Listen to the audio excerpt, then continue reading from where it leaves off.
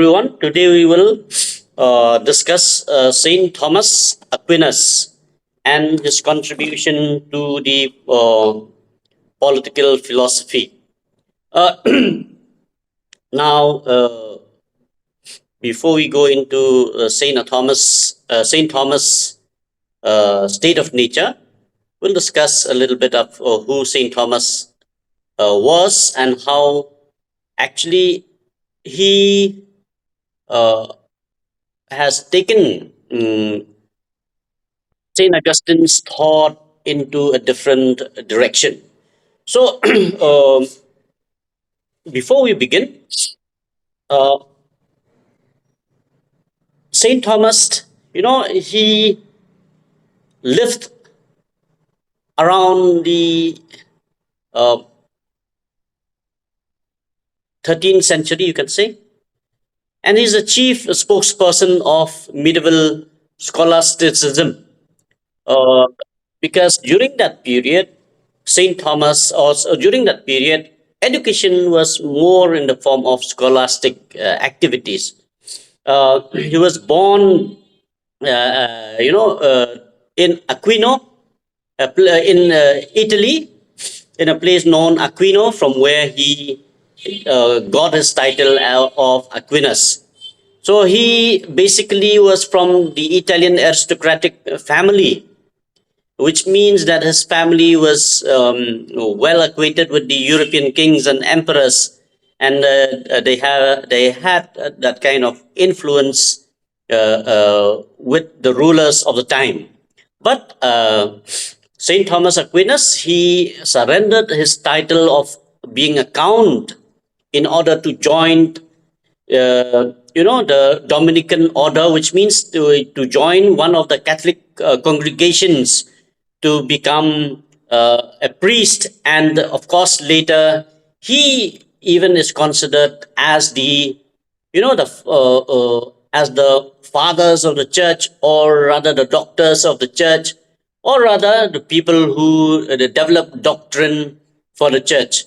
So he joined, as I said, the Dominican order by giving up his title, as making a lot of sacrifices. And after which he went to study in Naples, Cologne, Paris, and most of his philosophical and theological writings and lectures were actually given in Paris.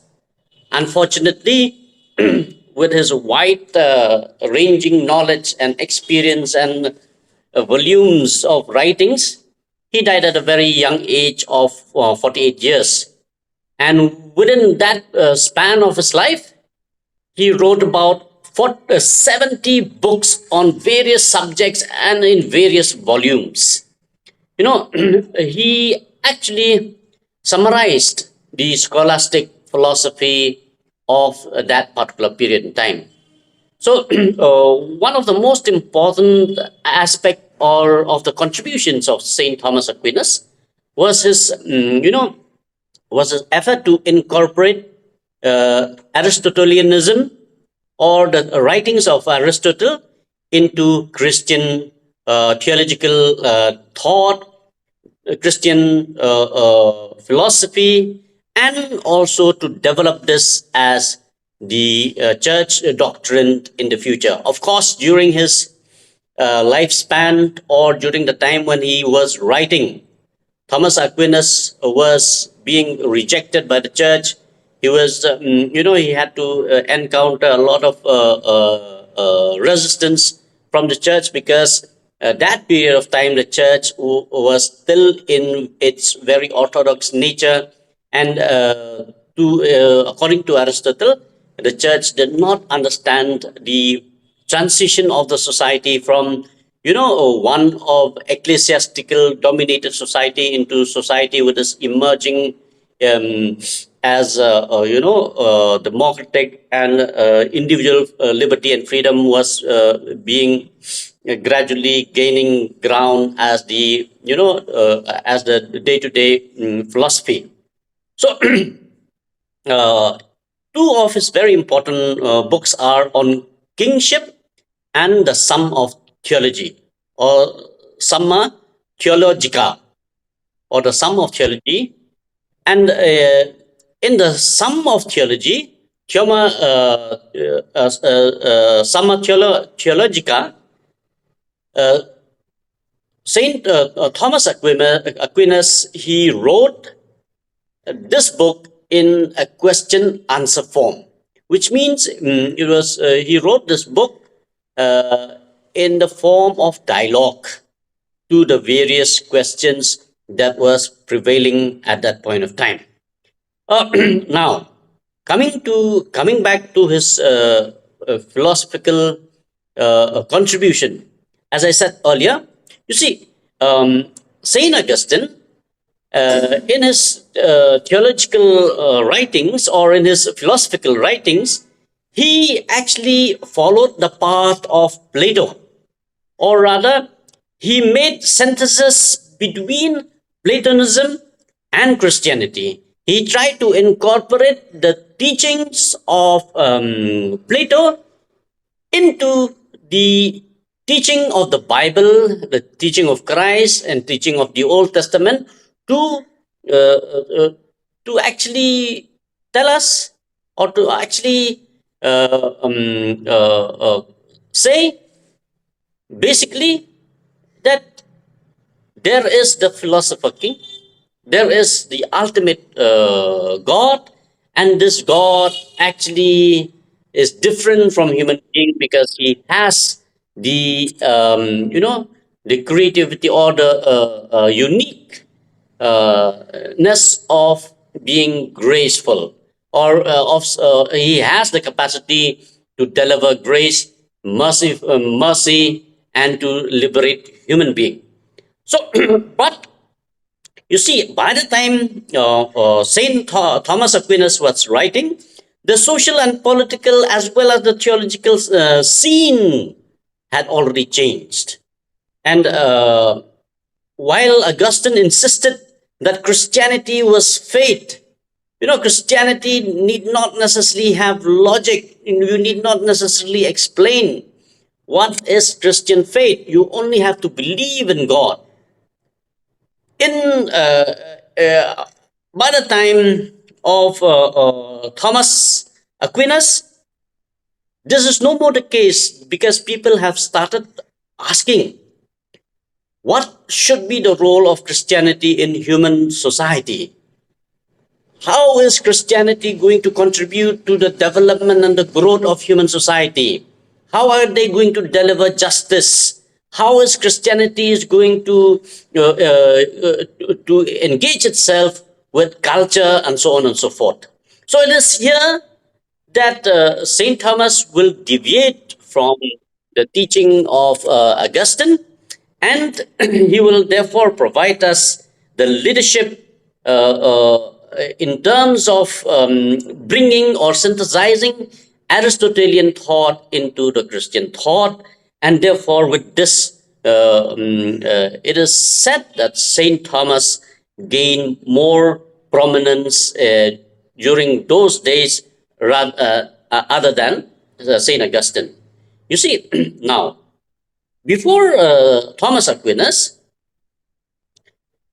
uh, the church or the literatures in the church, or you can say the ecclesiastical class, as we have already discussed, the two sort theory, where the state is believed to be under the control of the church, or the state should be under the control of the church, or that the state has to obey the dictats of the ecclesiastical class. So, therefore, before Thomas Aquinas came into the picture, the religious leaders believed that the state was ordained by God, and therefore the governments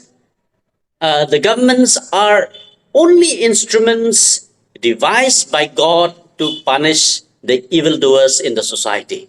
Or the state has to act at the behest of the moral authority of the church. Therefore, the state has to punish those people who go astray from the teaching of the church, or the evildoers.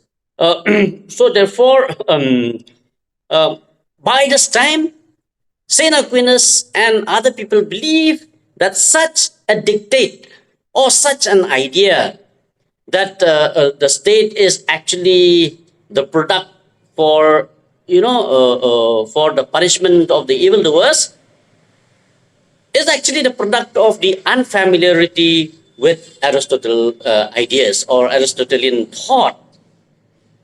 Uh, so therefore, uh, Thomas Aquinas vehemently tried his every effort to synthesize and he spoke and he revived Aristotle ideas on politics, on political thought, on political ideas, especially with synthesizing that with the teaching of the church. So, as I said, you see, in Summa Theologica or the Sum of Theology, Saint Thomas he started with the same methodology that Aristotle used. That is by going back into the state of nature. You see, by going back into the state of nature. And therefore, like Aristotle, who believed that the society was a good, the state of nature was a state of, goodness all around, he Saint Thomas argued, or he says, that in the state of nature there was no slavery, there was only the state of innocence. Everybody was innocent. In the which means in the beginning of the before the the establishment of any social political organization or any civil society or before people started coming together to form the idea of state or government. So during this time, he says there was no dominance of man over man. There was no dominance of man over. Uh, so, like Aristotle, he says that man is by nature a social animal. Aristotle says that man is by nature a political animal. But Aristotle, very close to that, he says that man is by nature a social animal. Therefore,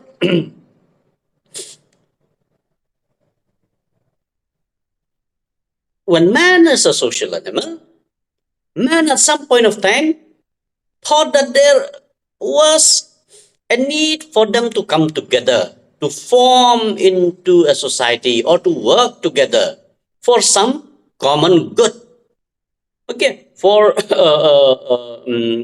so man at some point of time realized that he cannot achieve everything by himself, or one family cannot achieve everything on their own. They had to depend on others.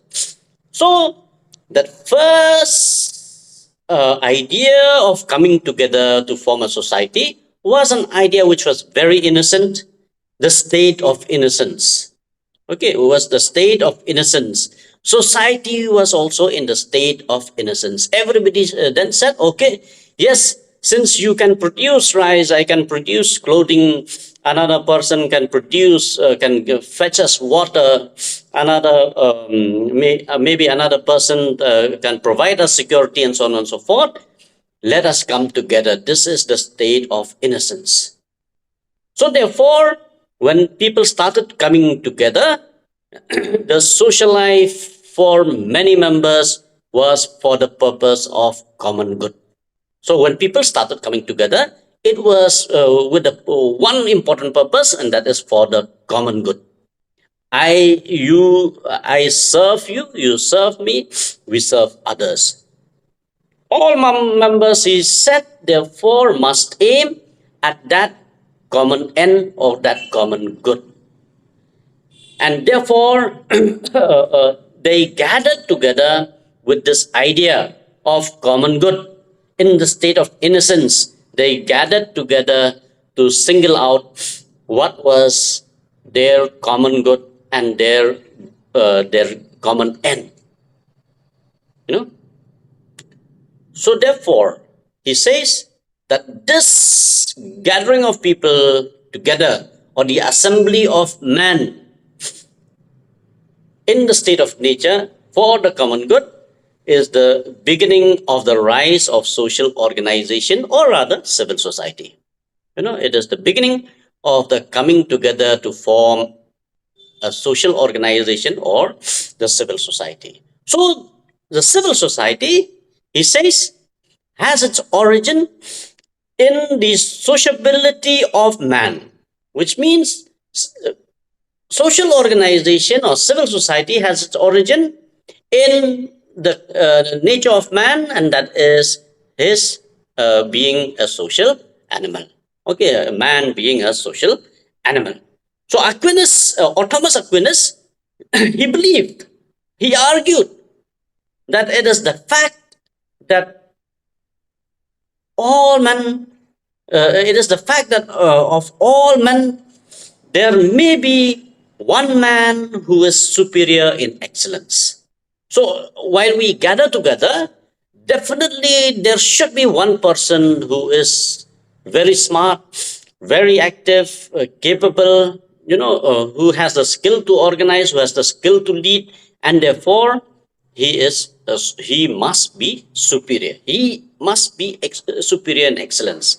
If nobody actually ever initiated this coming together would not have taken place.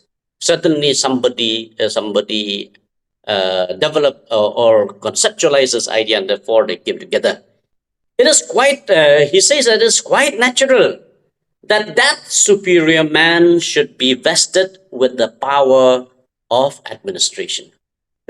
Since this man is superior in excellence, he has indicated all skills to lead. Therefore, it is natural that people have vested upon him with the authority to govern, or with the authority to administer that civil society or that social organization.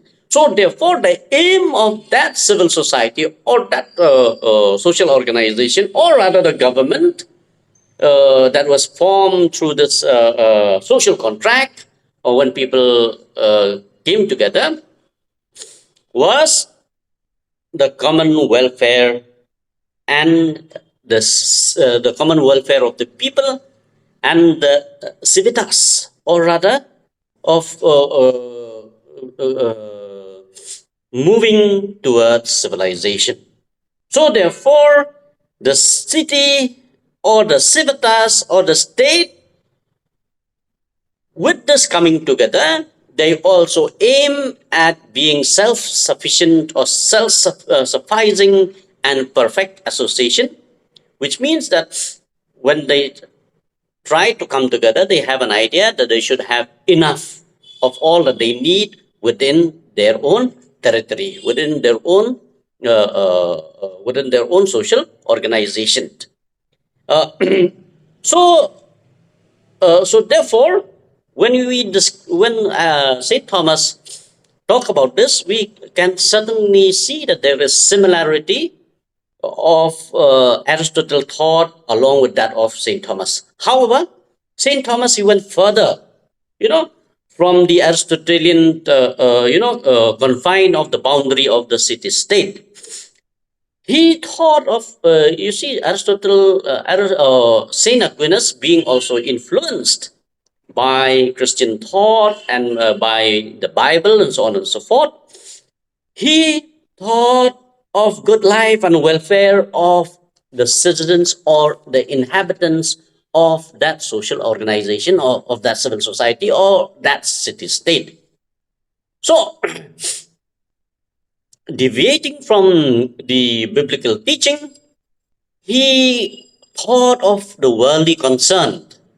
And therefore, he says that man cannot remain satisfied without the goodness and the virtuousness, or without goodness and virtue. So, what is needed is, in this mortal world, he says man cannot be just happy with everything that he has, but he will also try to think as to what is ethical, what is moral, what is right, and what is wrong. So, therefore, man will now, after attaining this social organization, will also try to enjoy the company with God. He will try to see as to what is good and what is right, and therefore he will turn to God and to the company of God. So, therefore, here it is here that, as I said earlier, Thomas Aquinas will deviate from Aristotle's man centered values, and he will try to develop what is what is to be called as God centered values. God centered values.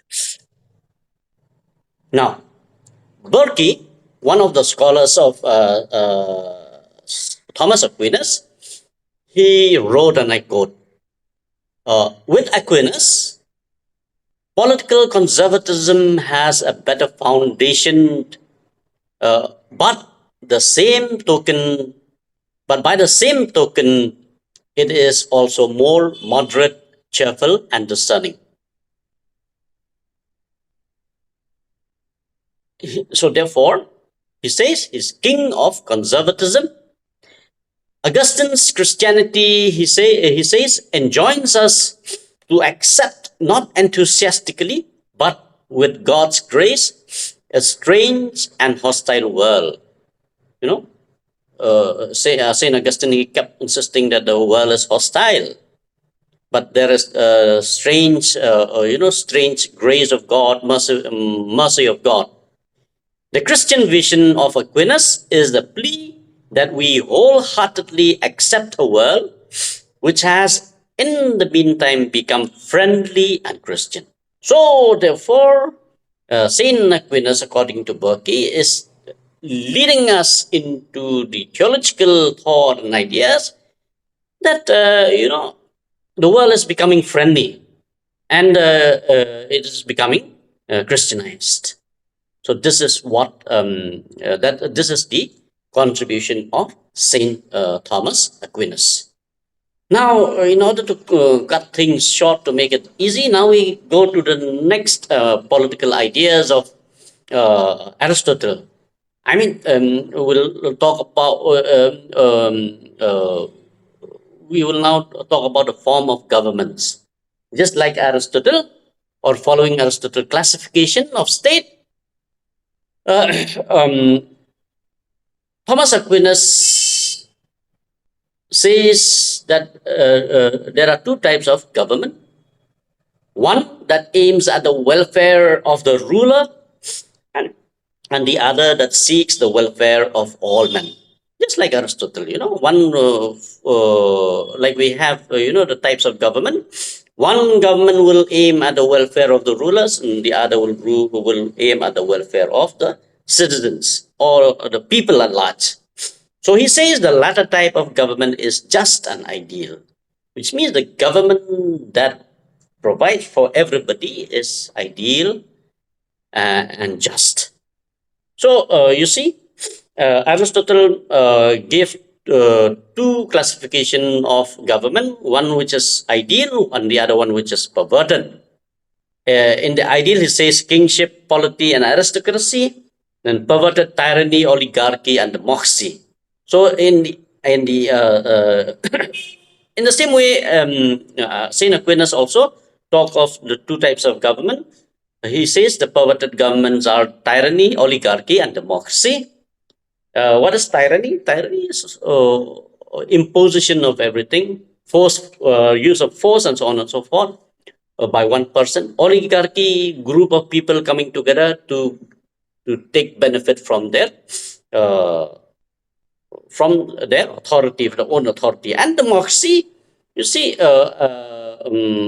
Saint Aquinas believed that democracy will be in a democracy. What will happen is the rich will take advantage of the poor, the strong will take advantage of the weak, the majority will take advantage over the minority, and therefore the ideal is the kingship, polity, and aristocracy. So, so therefore, in an ideal form of government, the authority subjects its interest to the interest of the multitude. Okay, subject their own interest to the interest of the multitude.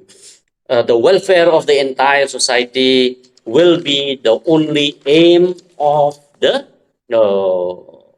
of the ideal government.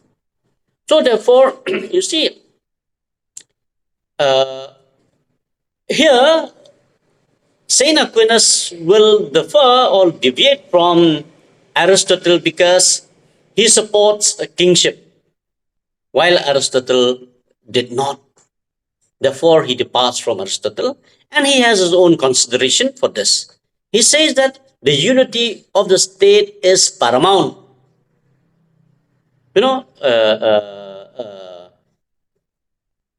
for in order to be able to obtain the unity of the state, he says that can be achieved only if power is concentrated in the hand of a single man or in the hand of an individual.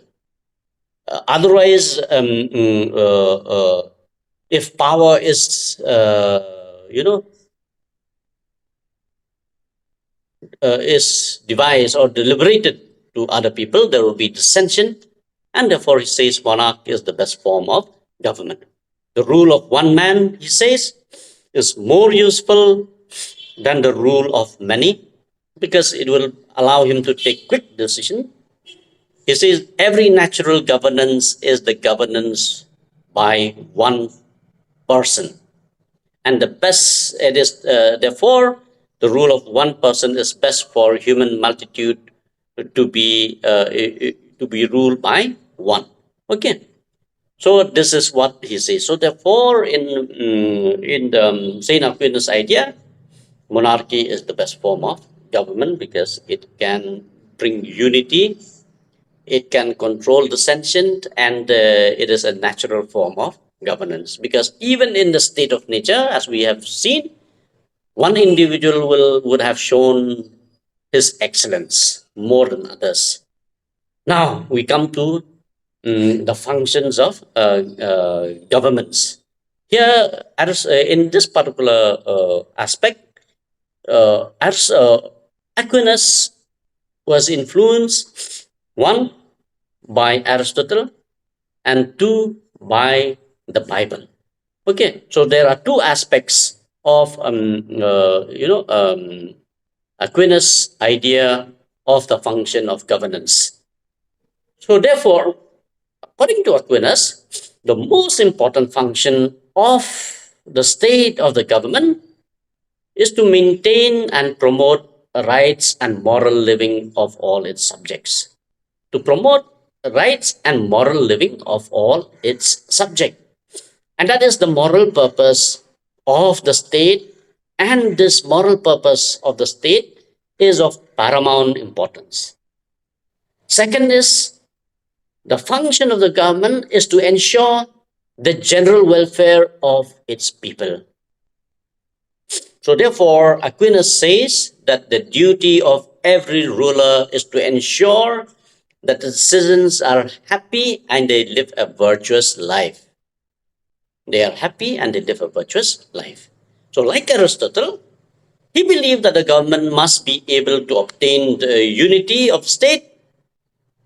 And Aquinas went on further to say that the government, along with this responsibility of the state to obtain unity, the state also, or the government has also the responsibility to provide security of all its citizens and also to defend its people from external aggression. So the failure, he says, the failure of the state to provide security and to defend its people will jeopardize the moral rights of living citizens or the moral rights of the citizens for which the contract has been agreed upon. So in line with the Bible teaching, he says the prince or the ruler has to keep he has to keep the road safe. He has to ensure that everybody is having a safe life. and everybody is free. So it is, he says, with the intention, it is the intention of God that everything should be in order. Okay. So therefore, Aristotle even suggested that the state should have control over number, weights, and measures, so that everybody will be delivered justice, which means the number should be equal to all, the weight should be equal to all, and the measure should be equal to all. So therefore, if I am given the five numbers of apple from the state should give five number of apples to every other citizens.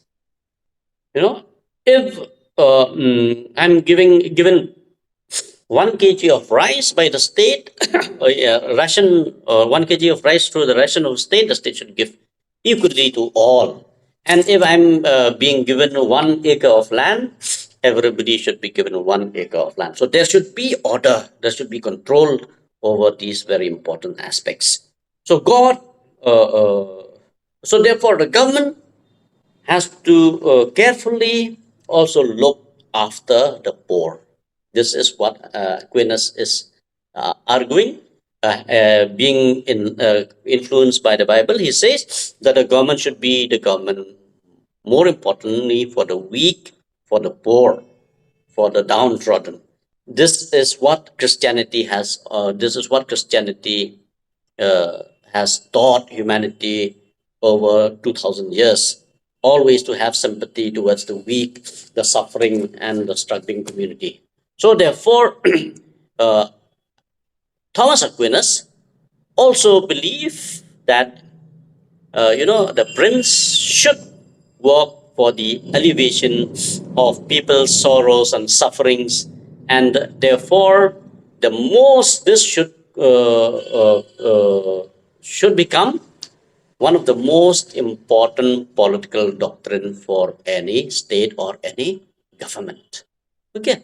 So with this, I will end my lecture here. We will continue again tomorrow. I would like to hear from you if you have any questions now. Please. Thank you very much. If any question, please address to me now.